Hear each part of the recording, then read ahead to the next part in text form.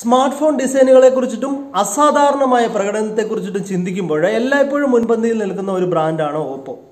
ഉയർന്ന നിലവാരമുള്ള സ്മാർട്ട് ഫോണുകളിൽ പുതുമ കൊണ്ടുവരുന്നതിൽ ഈ കമ്പനി നിരന്തരം മികവ് പുലർത്തിയിട്ടുമുണ്ട്. ഓപ്പോയുടെ ഇപ്പോഴത്തെ പട്ടികയിലെ ഏറ്റവും പുതിയതായി വന്നിരിക്കുന്നത് ഓപ്പോ F15 എന്ന് പറഞ്ഞിട്ടുള്ള ഒരു സ്മാർട്ട് ഫോണാണ്. അപ്പോൾ ഈ ഒരു ഫോണിന്റെ സ്പെസിഫിക്കേഷനാണ് നമ്മൾ ഇന്ന് ഈ വീഡിയോയിലൂടെ ഡിസ്കസ് ചെയ്യാൻ വേണ്ടി പോകുന്നത്. അപ്പോൾ എന്തായാലും സബ്ജക്റ്റിലേക്ക് പോകുന്നതിന് മുമ്പ് എല്ലാവർക്കും വണ്ടർസ് നേച്ചറിന്റെ മറ്റൊരു വീഡിയോയിലേക്ക് സ്വാഗതം.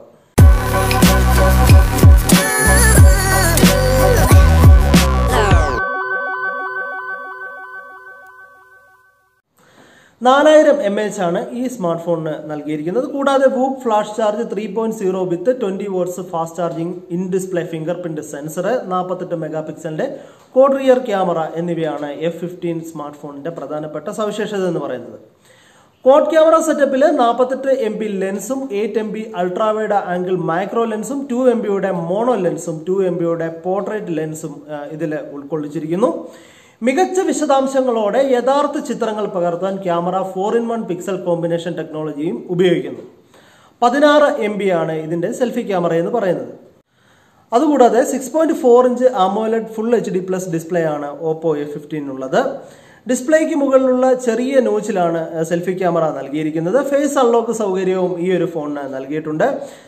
MediaTek Helio P70 പ്രോസസറിനെ ആശ്രയിച്ചാണ് ഓപ്പോ F15ന്റെ പ്രവർത്തനം നടക്കുന്നത്. കഴിഞ്ഞ വർഷം പുറത്തിറക്കിയ ഓപ്പോ F11 Proയിൽ ഉപയോഗിച്ച അതേ ചിപ്സെറ്റ് തന്നെയാണിത്.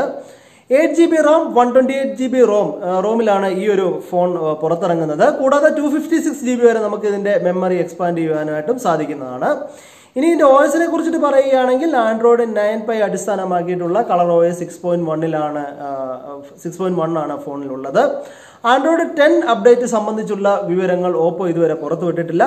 ഇനി ഇതിന്റെ പ്രൈസിനെ കുറിച്ചിട്ട് പറയുകയാണെങ്കിൽ 19,990 രൂപയാണ് ഈ ഒരു ഫോണിന്റെ വില എന്ന് പറയുന്നത്. അപ്പോൾ ഇത്രയുമാണ് ഓപ്പോ F15 എന്ന് പറഞ്ഞിട്ടുള്ള സ്മാർട്ട് ഫോണിന്റെ പ്രത്യേകതകൾ.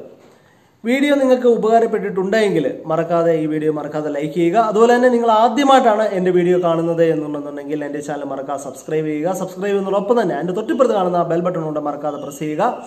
എങ്കിൽ മാത്രമേ ഞാൻ ഇടുന്ന വീഡിയോസ് അപ്പോൾ തന്നെ നിങ്ങൾക്ക് നോട്ടിഫിക്കേഷനായിട്ട് ലഭിക്കുകയുള്ളൂ.